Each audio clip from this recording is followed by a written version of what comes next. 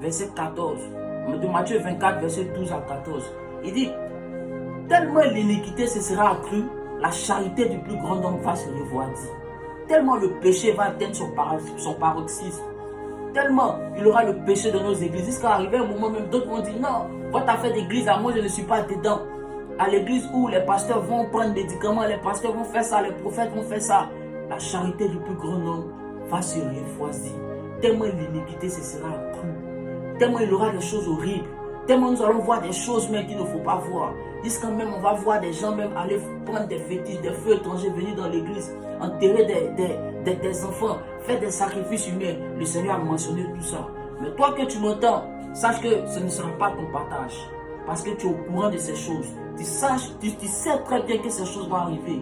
C'est une prophétie qui court à son terme.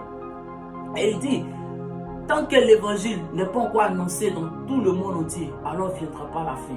Il dit, vous entendrez parler de guerre et de bruit de guerre. Sachez que ce ne sera pas encore la fin, ce sera que le commencement. Il dit, plusieurs faux Christ se lèveront et séduiront beaucoup de gens. Alléluia, le Seigneur a mentionné toutes ces choses. Il dit, si le temps ne serait pas abrégé, il n'y aura personne qui sera sauvé. Mais à cause des élus, le Seigneur Jésus va abréger le temps. Amen. Réveille-toi du sommeil spirituel, ne dors pas, car nous sommes dans le temps de la fin.